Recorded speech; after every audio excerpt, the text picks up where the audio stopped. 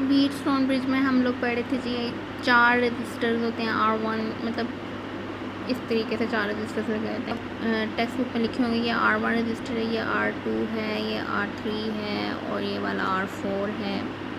ये 4 रजिस्टर्स होते हैं। लेकिन व्हीटस्टोन ब्रिज का काम क्या होता है कि हमारा कोई एक रजिस्टर होता है जिसकी हमें रेजिस्टेंस नहीं पता होती है, हमने वो फाइंड आउट करनी होती है। किस तरह से फाइंड आउट करते हैं उसके लिए एक इक्वेशन हम लोग पहले यहाँ पे ड्राइव करके मैं बताऊँगी किस तरह ड्राइव करनी है जी इक्वेशन। 4 रजिस्टर्स के अलोंग 3 लूप्स कंसिडर कर लिए। एक लूप है जी ABDB जिसके क्रॉस I1 करंट फ्लो कर रहा है एंटी क्लॉकवाइज डायरेक्शन में। जौन सी भी डायरेक्शन करंट की एज्यूम करेंगे तीनों लूप्स में सेम होनी चाहिए। ये स्टेप्स हैं जो मैंने किसी भी प्रॉब्लम को सॉल्व करने के बताए हैं पहले पिछले लेक्चर में। फिर एक दूसरा लूप है जी, वो है BCD और D और उसके cross anti clockwise I2 current flow कर रहा है। तीसरा लूप है जी ADC, यानी कि ADC और फिर यहाँ से दोबारा A और उसके क्रॉस करंट फ्लो कर रहा है I3 एंटी क्लॉकवाइज डायरेक्शन। तीनों लूप्स में सेम डायरेक्शन में करंट फ्लो कर रहे हैं। हमने क्या करना है जी, सब तीनों लूप्स में अलग अलग किरचॉफ्स के रूल लगाना है, वोल्टेज रूल लगाएंगे। सबसे पहले हम लोग ABDA लूप में मैं अगर सेकंड रूल किरचॉफ का लगाऊं उसके मुताबिक R1 के क्रॉस जो वोल्टेज होगी वो होगी I1 R1 माइनस के साथ, ठीक है। फिर उसके बाद गैल्वेनोमीटर में आगे गैल्वेनोमीटर की अपनी रेजिस्टेंस होती है जिसको RG से मेंशन किया जाता है। गैल्वेनोमीटर की रेजिस्टेंस को R और स्मॉल g इससे मेंशन किया जाता है। इसमें से 2 करंट्स फ्लो कर रहे हैं, एक I1 भी फ्लो कर रहा है और एक I2 भी फ्लो कर रहा है। तो यहाँ पे जब आएंगे तो यहाँ पे माइनस के साथ क्या हो जाएगा जी, I1 माइनस I2 और मल्टीप्लाई बाय RG, ठीक है। ये इसकी इक्वेशंस भी साथ साथ लिखी होंगी, मैं दिखा दूँ। ये है जी किरचॉफ का सेकंड रूल अप्लाई किया है ABDA यानी ABDA लूप पर। ये I1 R1 हो गया, ये I1 माइनस I2 RG हो गया, ये माइनस।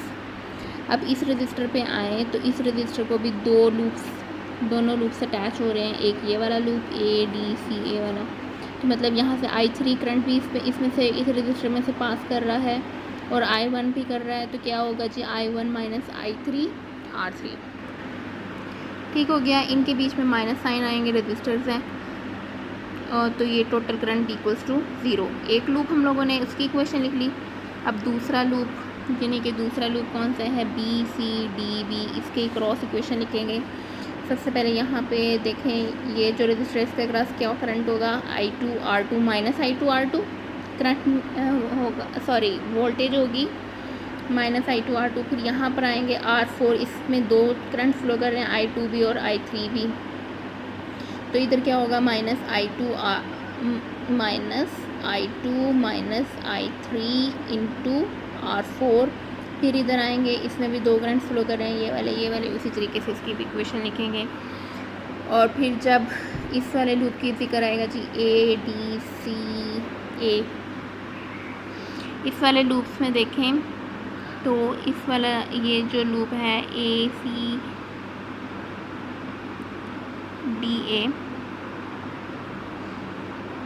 इसमें सिर्फ ये एक टर्मिनल है। लेकिन अभी हम लोगों ने सिर्फ 2 लूप्स की इक्वेशंस लिखी हैं। हम लोगों ने क्या करना है, अब जब दोनों लूप्स की इक्वेशन लिख ली हैं, देखें इसके अंदर सारे रजिस्टर्स आ गए हैं। R1 भी आ गया है, R2 भी आ गया है, R3 भी, R4 भी। इसलिए हमने नेक्स्ट लूप की इक्वेशन नहीं लिखी। क्यों नहीं लिखी, हमने इस तरह से इक्वेशंस बनानी है कि उसके अंदर सारे रजिस्टर्स इंक्लूड हो जाएं, ठीक है।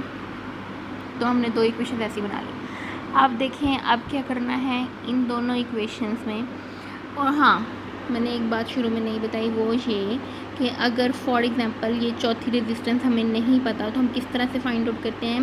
एक कंडीशन होती है, जब हमारे गैल्वेनोमीटर में से कोई करंट फ्लो ना कर रहा हो, यानी कोई डिफ्लेक्शन ना हो, ज़ीरो डिफ्लेक्शन हो गैल्वेनोमीटर में, तो जो उस वक़्त रीडिंग होती है, ये रजिस्टर्स इस तरह से सेट किए जाते हैं कि गैल्वेनोमीटर में से कोई करंट फ्लो ना करे। तो फिर जो रेजिस्टेंस आती है वो होती है अननोन रेजिस्टेंस। इसको हम एक इक्वेशन से कैलकुलेट करते हैं, वो मैं इक्वेशन अभी बताऊंगी एंड पर। अब हम लोगों ने जब ये दो इक्वेशंस लिख ली हैं, अब हम लोगों ने एज्यूम क्या करना है कि जी गैल्वेनोमीटर में से कोई करंट फ्लो नहीं कर रहा। गैल्वेनोमीटर में से दो करंट फ्लो करे थे, I1 और I2। अगर हम उन दोनों को सेम करंट कह दें, यानी कि I1 इक्वल्स टू I2,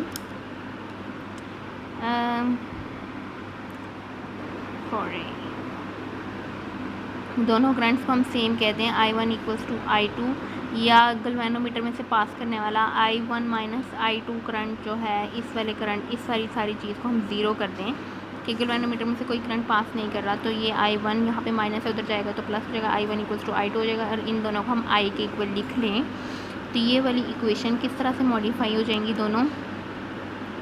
इस वाले I1 की जगह पे I लिख लिया, IR1 आ गया, ये वाला हम लोगों ने ज़ीरो कर लिया, ये वाला पार्ट भी ज़ीरो हो गया, ठीक है, दोनों इक्वेशंस।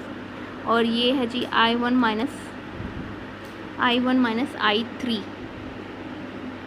ठीक है। अगर आपको यहाँ से सही क्लियर नहीं नज़र आ रहा तो आप अपनी बुक से देख लें, ये टेक्स्ट बुक से। ये है जी I1 minus I3, I2 minus I1, ये वाली और ये वाली चीज़ जो है ये ज़ीरो हो गई, सॉरी, ये वाली और ये वाली चीज़ ज़ीरो हो गई है, और यानी कि जिसके साथ गैल्वेनोमीटर वाली रेजिस्टेंस थी ये चीज़ें ज़ीरो हो गई हैं, तो ये हो जाएगा माइनस I1 R1, ये वाली इक्वेशन। और ये वाली इक्वेशन जब यहाँ पे माइनस के साथ लिखेंगे तो इक्वल के उस तरफ जाके प्लस हो जाएगी, और यहाँ पे ये चीज़ ज़ीरो होगी, ये वाली माइनस के साथ उधर जाके प्लस हो जाएगी R4।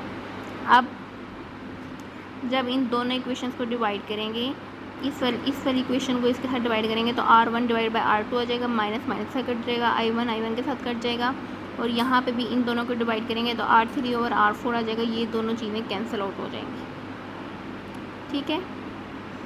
यहाँ पे I1 minus I3, I2 minus I3 के साथ कैंसिल आउट क्यों हो रहा है, आप ये भी सोचा जा सकते हैं कि यहाँ पे I1 है, ये I2 है, ये दोनों टर्म्स तो सेम नहीं है, ये कैंसिल आउट कैसे हो गई। लेकिन अभी मैंने बताया कि ये दोनों चीज़ें करंट्स इक्वल है, I1 इक्वल्स टू I2 है, तो अगर ये I1 है, ये I2 है, इसकी जगह पे भी I1 लिख लें, या दोनों को I1 I2 सब्सक्रिप्ट हटा के सिंपल I, जैसे नोट्स पे हुआ था, ये देखें, सिंपल I1 और I2 के सब्सक्रिप्ट हटा के I लिख लें तो फिर भी ये कैंसिल आउट हो जाएंगे, मर्जी है जैसे मर्जी कर, ठीक है। तो ये इक्वेशन आ गई।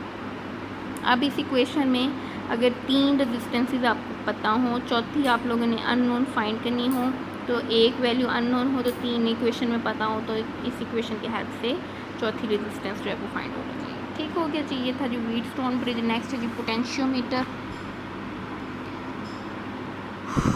पोटेंशियोमीटर भी बिल्कुल ऐसी डिवाइस है जो कि वोल्टेज को मेजर करती है, किसी भी रजिस्टर के क्रॉस कितनी वोल्टेज है, या कोई एक अननोन सोर्स है उसकी कितनी पोटेंशियल डिफरेंस है, तो ये पोटेंशियोमीटर की हेल्प से पता चल सकती है। वरना और भी सोर्सेज हैं, वोल्ट मीटर है, उससे भी पोटेंशियल डिफरेंस जो है वो फाइंड आउट किया जा सकता है। लेकिन volt meter, ideal volt meter जो होता है उसकी जो रेजिस्टेंस, अपनी इंटरनल जो रेजिस्टेंस होती है वो इनफाइनाइट होनी चाहिए, बल्कि इनफाइनाइट होती है जो आइडियल चीज़ें वैसे एग्जिस्ट नहीं करती।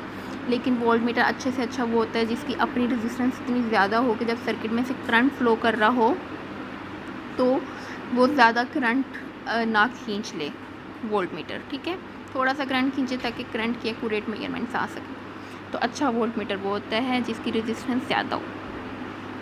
यहाँ पे MCQs लिखा हुआ है, an ideal volt meter would have an infinite resistance, के MCQs ये अक्सर आ जाता है। फिर पोटेंशियोमीटर कुछ इस तरह का होता है, ये जी वेरिएबल रजिस्टर की तरह ये चौकी होती है, C टर्मिनल पर इसको ऊपर मूव की जा सकती है, ये वायर लगी होती है, 2 टर्मिनल्स, ये वेरिएबल रजिस्टर में पढ़ा था, 2 टर्मिनल्स होते हैं जी, A B, ये EMF सोर्स है, यहाँ से ये वोल्ट मीटर यहाँ पे लगा हुआ है। अब ये जो C जॉकी है इसको मूव कर सकते हैं इस वायर के ऊपर जितनी इसकी लेंथ, और यहाँ पे ये रेजिस्टेंस जो R रेजिस्टेंस है ये A से C टर्मिनल के दरमियान में है, टोटल A से B के दरमियान में जो रेजिस्टेंस है वो है जी कैपिटल R, A से C के दरमियान जो है वो स्मॉल r है। इसका मतलब टोटल रेजिस्टेंस हम लोग कैपिटल 0 से लेकर कैपिटल R तक रेजिस्टेंस में चेंज आ सकता है। और ये जो EMF लगी हुई है E, ये भी मैक्सिमम ई होगी इसके क्रॉस, ठीक है। लेकिन अगर यहाँ से यहाँ तक हम लेंथ लेते हैं तो उसके क्रॉस अलग वोल्टेज होगी जिसको हमने अननोन वोल्टेज ई एक्स के साथ, कि एक अननोन सोर्स है, हम लोगों ने फाइंड करना है कि इसकी क्या वोल्टेज होगी। उसको किस तरह से फाइंड करेंगे? जब भी कोई अननोन चीज़ फाइंड करनी होती है तो सर्किट को बैलेंस करना होता है। किस तरह से बैलेंस किया जी? यहाँ पे पहले वोल्ट मीटर लगा हुआ था ताकि पता चल सके कि यहाँ पर जब होगा तब कितनी वोल्टेज होगी और यहाँ पर क्या होगा तो तब जब ये टोटल यहाँ से यहाँ जाएगा तो ये फुल वोल्टेज होगी इस पर, जितनी इसकी होगी। अब जब यहाँ पे करना है तो यहाँ पे जी गैल्वेनोमीटर लगा हुआ है, हमने इसकी वोल्टेज फाइंड करनी है। किस तरह से फाइंड करेंगे? गैल्वेनोमीटर में से जब हम लोग सर्किट स्टार्ट होगा तो गैल्वेनोमीटर में कोई ना कोई डिफ्लेक्शन आएगी। हम यहाँ से जॉकी से इसको चेंज करेंगे, एक ऐसा पॉइंट लेके आएंगे कि गैल्वेनोमीटर में ज़ीरो डिफ्लेक्शन हो, यानी कोई करंट फ्लो ना कर रहा हो। तो फिर उस टाइम पे जो पोटेंशियल की वैल्यू होगी इधर, वो इसका EMF होगी। ठीक हो गया? तो इस तरह से हम लोग EMF कैलकुलेट कर सकते हैं। ये मैं रीड आउट नहीं कर रही, ये आप रीड आउट कर लें। ओके जी, मेरे हाल वाला चैप्टर हो गया है जी एंड। यहाँ पे ये थोड़ी सी इक्वेशंस हैं, यहाँ पे ये लिखा मैं ये वाला पैराग्राफ रीड आउट कर देती हूँ। Potentiometer consist of a resistor are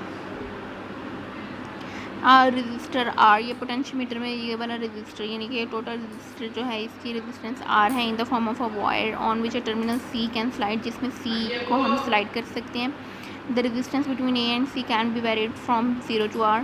if a battery of EMF E is connected across R, अगर हम इसके साथ E कनेक्ट कर दें तो करंट जो फ्लो करना शुरू हो जाएगा इस रेजिस्टर के क्रॉस। वो किस तरह से कैलकुलेट करेंगे? उसी ओहम लॉ से। ये V है यानी कि EMF है E, जिसको हम कह रहे हैं वोल्टेज है। I इक्वल्स टू E/R, ये ओहम्स लॉ से I करंट निकाल लिया। If we represent the resistance between A and C by R, अगर A और C के रेजिस्टेंस को R से मेंशन कर दिया जाए, potential drop between those points will be, तो पोटेंशियल क्या होगा इन वाले पॉइंट्स के दरमियान में? पोटेंशियल क्या होगा?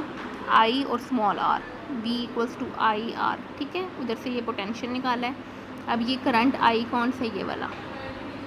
दस the C is move from A to B, R varies, जो C है वो A से B तक मूव कर सकता है। तो ये रेजिस्टेंस कहाँ से कहाँ तक जाएगी? 0 से लेकर यहाँ 0 से लेकर मैक्सिमम R तक, ये जो R की value.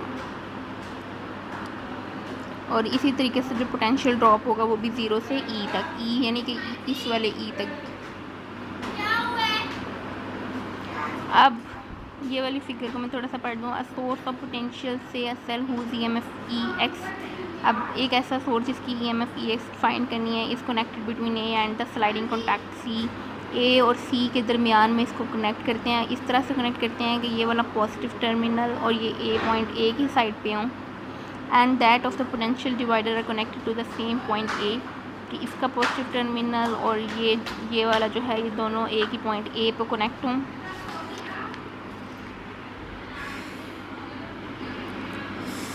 Oh my God, in the loop AGCA the point C, यहाँ पे जो लूप है AGCA ये वाला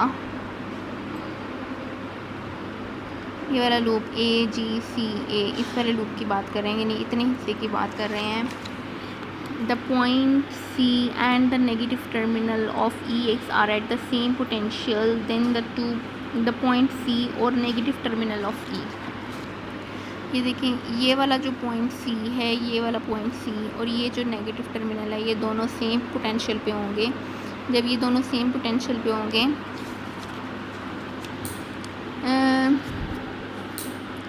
the same potential, then the two terminals of the galvanometer will be the same at the same potential and no current flow through the, तो galvanometer में से कोई करंट फ्लो नहीं करेगा। therefore to measure potential EX the position of C is so adjusted that galvanometer, हम C को इस तरह से एडजस्ट करेंगे galvanometer में कोई डिफ्लेक्शन आए। under this condition EMF EX of the cell is equal to the potential difference between A and C, A और C के दरमियान में जो पोटेंशियल डिफरेंस होगा वो उसकी इक्वल होगा whose value ER/R is known, जिसकी हमें वैल्यू पता होगी, ये वाली, ये जो भी हमने, ठीक है, ER/R।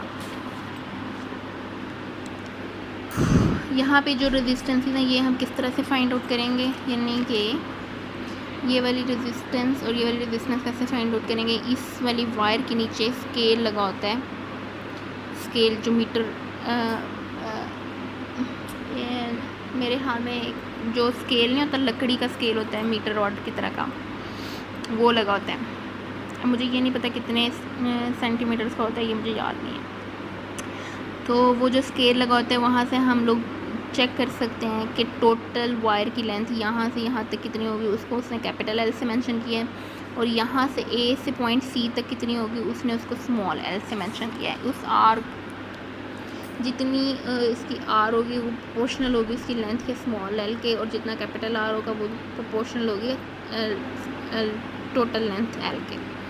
ठीक है, ये इक्वेशन आ गई। ये अननोन वोल्टेज या ईएमएफ फाइंड आउट करने की ये इक्वेशन आ गई।